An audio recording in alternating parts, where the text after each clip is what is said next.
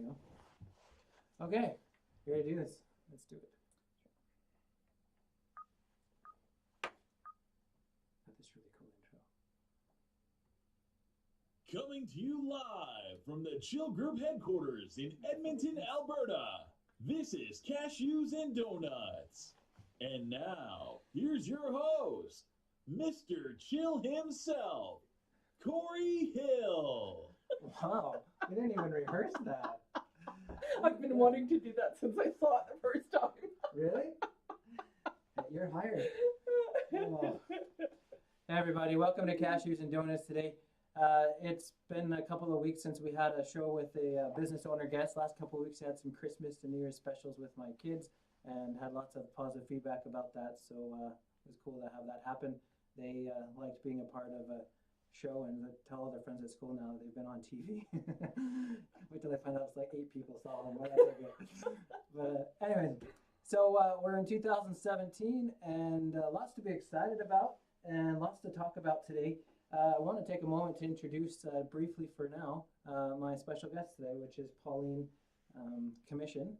It took me forever to figure out how to say your last name and even longer to figure out how to be confident in spelling your last name. But Pauline is the owner of a engraving company called The Burge Engraving Limited. Their store is located in Spruce Grove, Alberta, and they've got some pretty cool stuff, and I'll dive into that in a bit more detail a little bit later on. So you can share with everyone what it is that the company does and why you like to be a part of it. So I come to the news and events section of our show today, and I wanted to highlight a cool story that I read in the news over the Christmas break. Now, I'm always looking for feel-good stories. I like a good sappy, chick flick with my wife, and don't tell her that, by the way. But I always like to feel-good stories, and so I've got a story here that I want to share with you. I've read on CNN over the Christmas break, and I'm not going to read all of it, but just kind of give you the gist of it. The story is about a waitress or server at a restaurant who was given a really, really big tip by a patron who had kind of ahead of time looked for someone that he could help during the Christmas season. So he went to eat out at a restaurant, and I don't know if this article tells which one. This was at a restaurant in Phoenix, Arizona in the U.S., and she ended up getting a $900 tip from this guy. And to make the story even more amazing, this waitress was stressing about things and money, particularly because she was pregnant and getting ready to have a baby. Yeah. And in the U.S., as you may or may not know, their healthcare system is way different than ours in Canada. So it actually cost them quite a bit of money just to have a baby, let alone do other basic healthcare stuff. So this was a really cool story. It reminded me a little bit of one of my, I have many actually, but one of my all-time favorite movies. I don't know if you've seen it. It's called It Could Happen to You. And it stars Nicolas Cage as a New York City cop who, him and his partner go out to eat at this cafe, and he doesn't have any money for a tip. And so he ends up telling the waitress, here's my lottery ticket number. There's a lottery drawing tonight. If somehow this wins, I'll split the winnings with you. And she's like, whatever, like, thanks for nothing, right? Because who's going to win the lottery? Well, I don't want to spoil the movie for you, but he ends up winning this huge lottery and honors his promise to go back and share half of that tip with the waitress there. And he ends up falling in love with her and leaving the girl that he was with. And it's kind of a sad story in certain parts, but it ends amazingly. And anyways, this reminded me a little bit of that. It's kind of cool to see that these things happen in real life. Maybe an $1,800 lottery, same kind of deal. I don't know. Yeah, sure. So anyways, that's the story I wanted to share with you today. Nice feel-good story. We're going to move on to a improv game that, well, as you have watched the show in the past, we like to do improv games, and so we're going to move on to one now. This is one called Singing Business Therapist. Yes, it's going to be as interesting as it is to say. So here's essentially how this is going to work. I'm going to play a business therapist, not a therapist in general, because I don't know how to fix people that way. But I am an accountant and specialize in small business owners, and so I'm a business therapist, someone who helps people with business-related issues. And Pauline, you're going to play a business owner, which is pretty easy because you are a business owner, who comes to me with some business related questions or problems, and you're hoping I can solve them. Now, in the original way I had this set up, Pauline, I was going to see if you wanted to sing your question to me.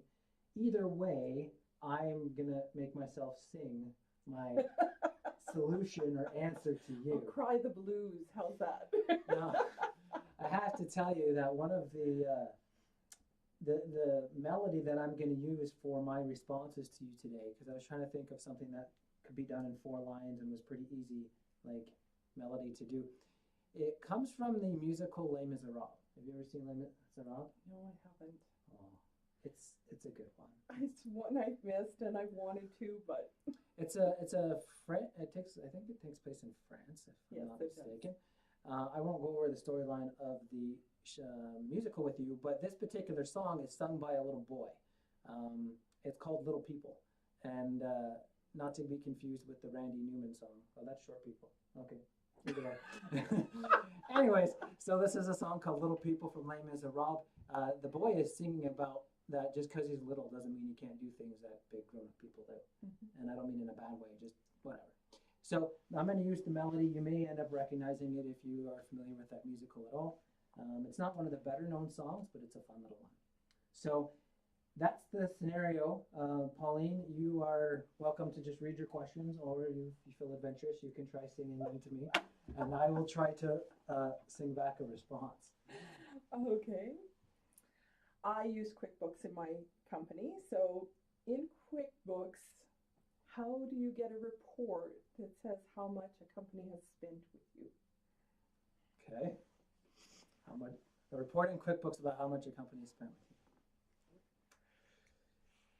with you. If you want a report about how much in QuickBooks about how much a company has spent from you, here's what you really need to do. You go to the menu and you build a custom report. Then you then you filter it and do a really big sort. That didn't turn out really well. I know what you're thinking. You want to go to a different therapist. Let's try question 2. What do you got for me, Paul? Okay. When should I do inventory? Inventory count should be done regularly.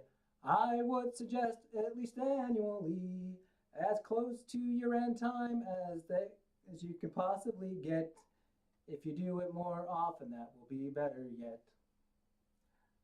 Okay, that's well done. That one went a little bit really better. Helped. Okay. Okay. I can't sing this, so I'm not even trying. How can I make it fun so my staff want to do inventory? I thought you would be the guy to ask for this. My answer might be reminiscent of a Mary Poppins answer. Let's see. Counting inventory can be boring for sure, but let me assure you there is a cure. Use some music and turn it into a game. Then counting inventory won't seem so lame. That's a good idea. Very good. All right. I'm guessing you probably have at least one more for me then. I'm sure this is going so well. This was an easy one for you. Okay, go for it. How do I cut down how long it takes to do inventory? What are some shortcuts that I might not know of?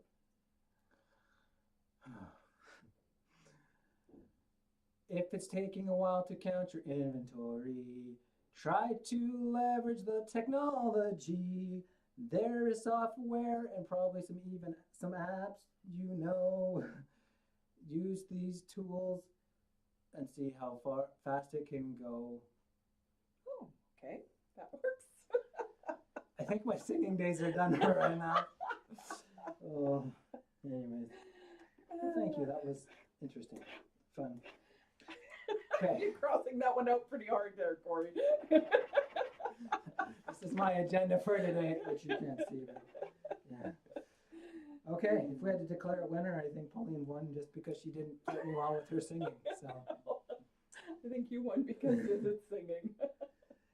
So we'd like to learn a little bit about you and about LaBerge engraving. So if you can take a minute or two and kind of tell everyone out there a little bit about the business, what it does, how you got into it, and why you're part of it. Okay. The biggest part of why I'm in it is because I love the clients I have. I love talking with people and finding that right item for whoever walks in the store. My mom started it 38 years ago now. 38. 38. Between Christmas and New Year's, it had a birthday. Happy birthday, LaBerge engraving. We can sing happy birthday to you if you want. Okay. So 38 years ago she started it, and when she retired, she asked if anybody in the family wanted to take it over. I had worked with her for many years, and yeah, that's something I love doing, so I'll continue doing that. What we offer is engraving, glass etching, laser engraving, and customization.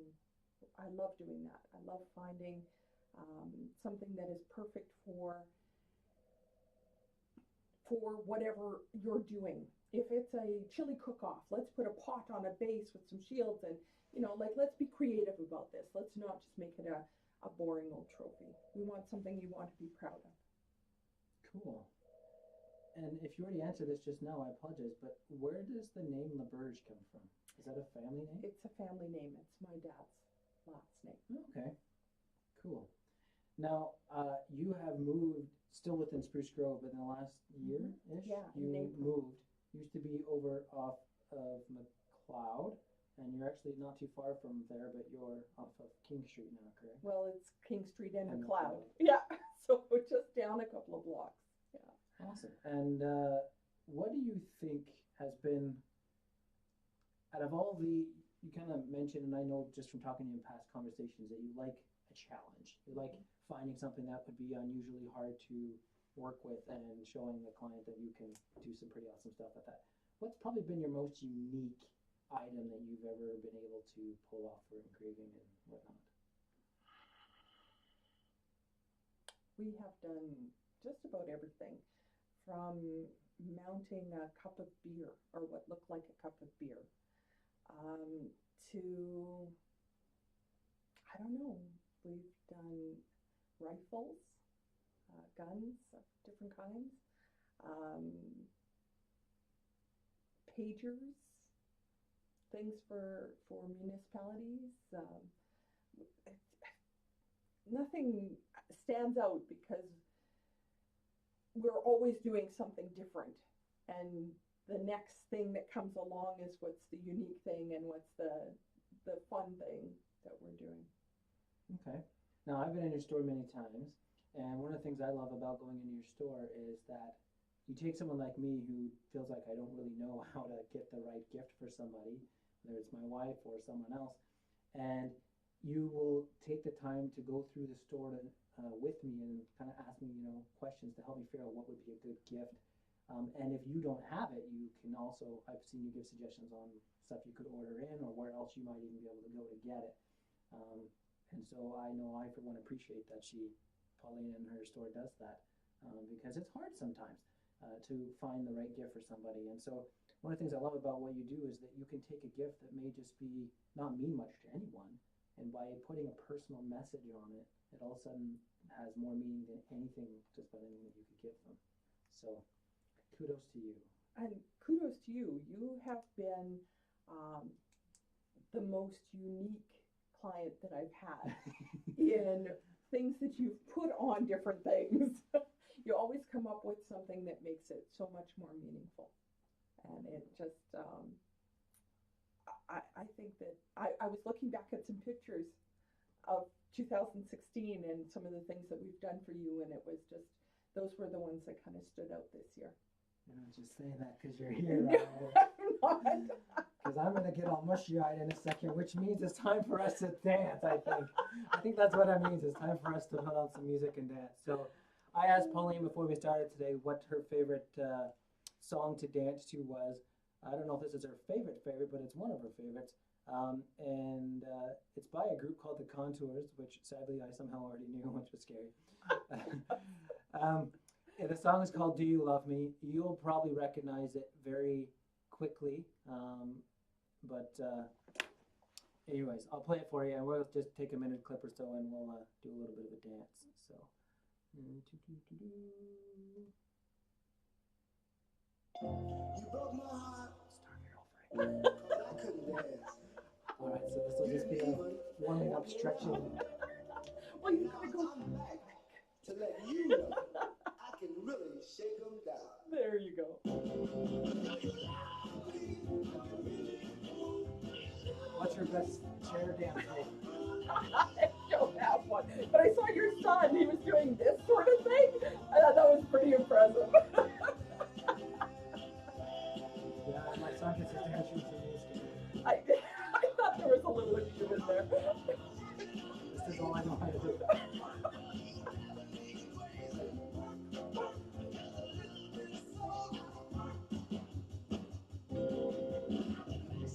Come on, mashed I don't know what potato. these mean.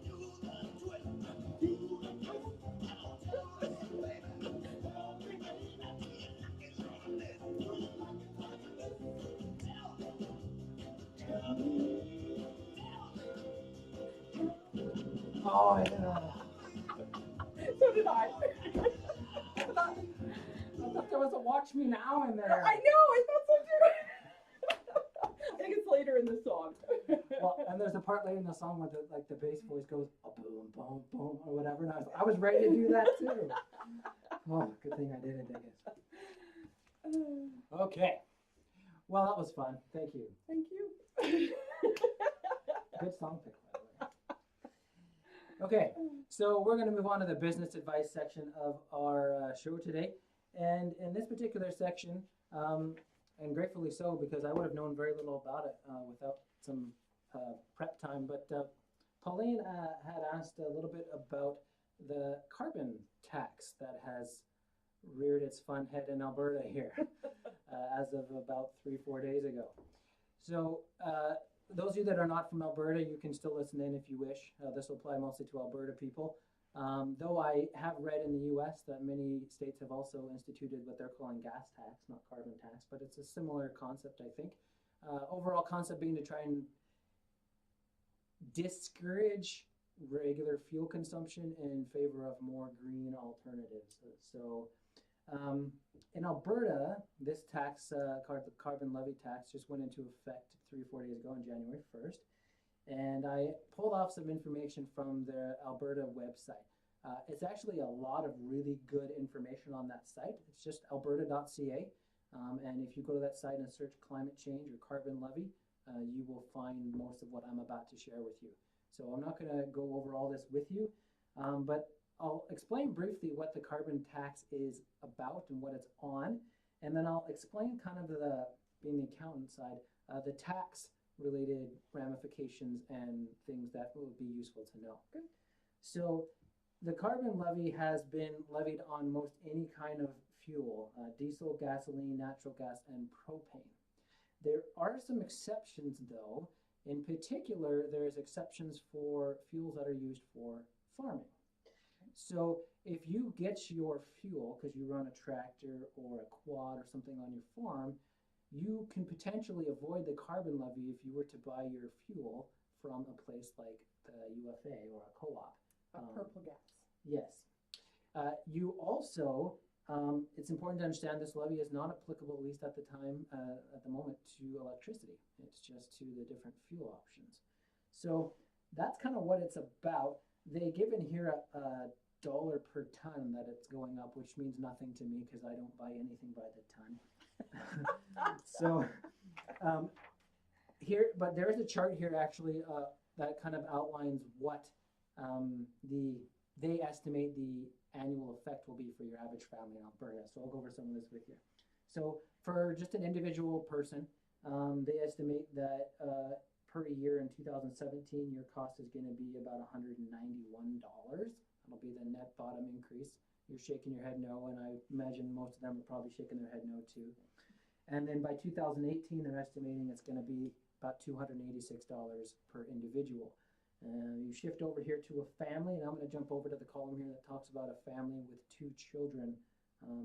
They're estimating that in 2017, your increase in cost will be about $338. And by 2018, your increase in cost will be about 508. So that's what they're estimating. I guess we'll have to see how close actuals maybe for us come into their projected amounts. I don't think that they're taking into account businesses like mine that have to bring their prices up because we're paying. Well, trickle down economics will be in play for sure. Just like, and I don't want to get on a tangent here, but also in Alberta, just like in many other places in North America, is an increase in minimum wage that has been happening and will continue to happen until we hit the magic $15 an hour. So there are some people that believe wholeheartedly in raising the minimum wage, and there's other people who feel it just accomplishes nothing because at the end of the day, everyone's raised their prices and you're just about in the same spot, just everything costs more. So I'm not going to argue what side that you want to be on, but this could be very much the same way. You're right. I mean, your average grocery bill is probably going to go up because they're going to raise the price of groceries because it's going to cost them more to transport those groceries. Has that all been taken into account? I highly doubt it. My guess is this is primarily based on utility bill increases Or at the pump. Fuel for driving and not some of those other stuff. So you are correct. Now that does bring up an interesting question about you as a business owner, what you were going to do in regards to this. How much will it actually affect your bottom line? I don't know. But it may. You're probably going to pay more for shipping when you bring stuff in, that'll trickle down. So that'll be your choice, I guess. Now, in this chart here where they try to tell you what they think your cost is going to be, they also try to estimate what they think your rebate is going to be. And coincidentally, your rebate is just slightly more than their estimated increase in cost. Now, I don't know if that's going to be true either, but this is where it dives into the tax side of things. So the tax itself you're going to pay as a user. So when you go to buy fuel at the pump, you pay your natural gas bill with your provider. Any of those things, you're going to pay the tax at that point. And you may have noticed that your pump prices on January 1st jumped up 5 to 10 cents a liter because of this tax. The rebate portion, surprise, surprise, is going to come much later when you file your personal income taxes. And so for that rebate, there's again another chart here based on what the rebate's going to be. It's similar to other programs in Alberta and administered by CRA in regards to there's income thresholds where if you're below a certain income threshold you qualify, and if you're over that you won't. So just to give you an idea here, so for both 2017 and 2018, you would receive a full rebate, which they calculate here is slightly more than what you'll spend. If you're individual, you have to make less than $47,500 in taxable income, which they prove through your personal tax return. If you're a family, it doesn't matter whether there's 2 of you or 12 of you, it's the same amount. You have to stay under $95,000 of salary in a year or income in a year to qualify for that. Now, I believe this is family income, not individual income. So if you make 40-ish and your spouse, if you have one, makes 40-ish, that would be $80,000 family income, not 40. So keep that in mind too. And then if you go over that amount, that's to get the full rebate. If you go over that, you can still get a rebate, but you'll get a partial rebate. So the more kids you have, this only goes up to 4. I've got 6. I don't know. I know people that have 10, so I don't know how this translates into that. But essentially, for my family, we could make $108,000 and still get at least a partial rebate. So, what about corporate? Is there any rebates for corporate? I don't have any rebates for corporate directly, but there is going to be a indirect thing. Actually, I just learned about this morning, and I feel bad because I need to help my business owners, and this has just went into effect as of 3 days ago as well. In Alberta, the small business rate, so if you qualify for a small business corporation in Canada, you're already getting what was previously a preferential 14% overall tax rate as compared to the 39% that big businesses pay. So it's already quite a difference. Of that, 11% was federally and 3% was Alberta. So the federal amount isn't changing, but to, again, try to compensate for the increase in cost, the Alberta government has dropped their small business rate from 3% down to 2%.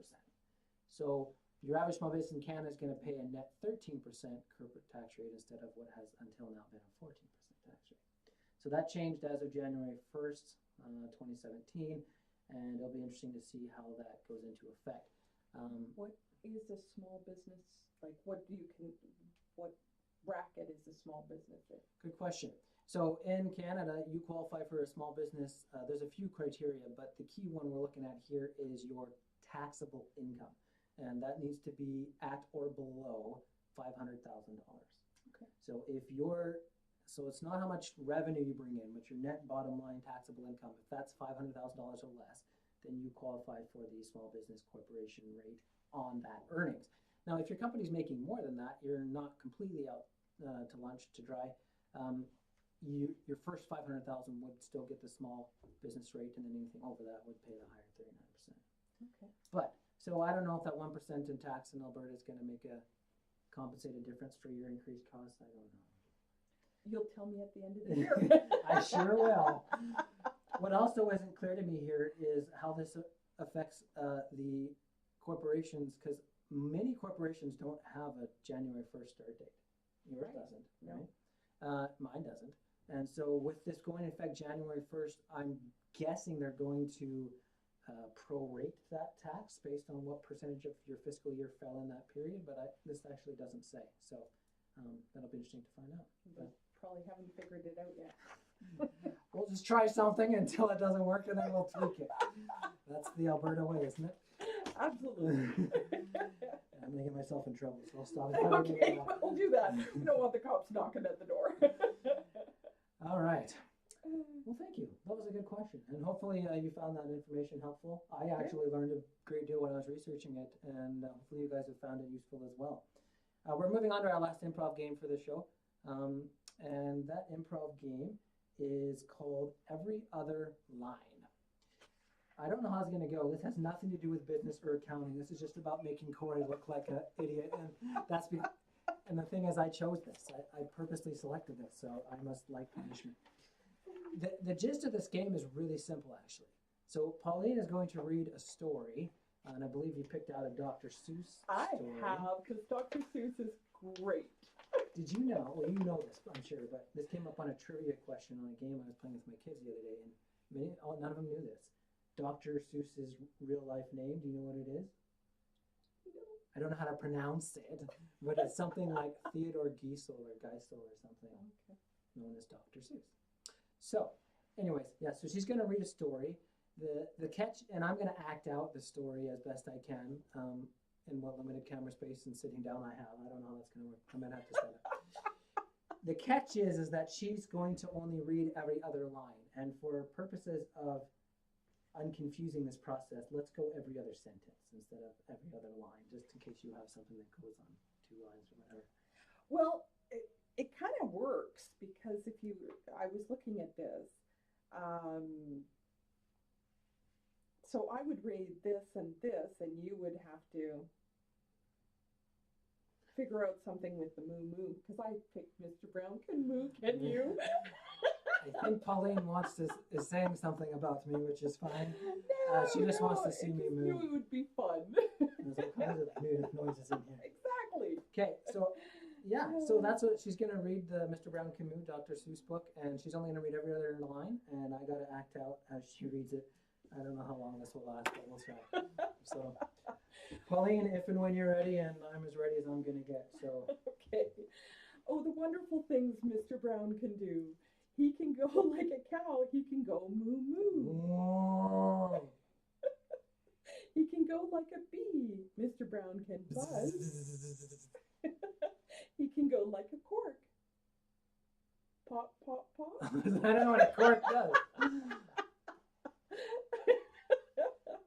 He can go like a horse's feet. All right, that was a little sad. Actually, I need the coconuts from Monty Python. Brave Sir Robin ran away. Yeah? Okay. He can go like a squeaky shoe. That wasn't much of a squeak. I don't know what that was. I just killed the grasshopper, I think. Something's dead. He can go like a rooster. Another? Okay. I didn't grow up on a farm. Hopefully that's what a rooster is. Okay, you can do this one. He can go like an owl. Oh. Oh. Okay, that kind of goes. Oh. No. Oh, the first one was good. So then it goes into eek, eek, eek. And you got to be a rooster. Eek, eek, eek. Oh, so I'm. You were the rooster. I was the squeaky Okay. shoe. All right. Whoo, whoo, whoo. How about you? He can go like rain. I think this is where we should have practiced this. I could have poured the water on your head then. That'll come later. That'll come later. He can go like a train. Toot toot, toot toot. Oh, the wonderful things Mr. Brown can do. Do you want to end it there? I'll end with my best moo. Moo. Moo. Yeah, you didn't come from a farm. That is a cow, right? Not the end one. Well, now that I failed both games miserably, that's okay. That's what we're all about here. It's good. Well, we come to the end of our show. I'd like to encourage you to check out our Facebook page. If you Google us, Cashews and Doughnuts, or else just go to Facebook and look up Cashews and Doughnuts, you'll find us. Give us a like, ask us questions. If you're interested in being a guest on the show, or if you have any feedback, or just want to give a shout out to somebody, we'd love to hear from you. So Pauline, I already told you about this earlier. I was hoping it would make you feel better, but it sounds like it won't, but you'll still have fun with it, I think. So the way we close out every show is with the ceremonial dumping of the water on my head, or otherwise throwing it at me, as has been done on occasion. Oh. Yeah, and sometimes in the face and sometimes in other areas, and so whatever. It's something I open myself up to. The reason we do this, in case you're curious or this is the first time you're tuning in, the thing is that this show, Cashews and Doughnuts, is put on by my accounting firm, which is called the Chill Group.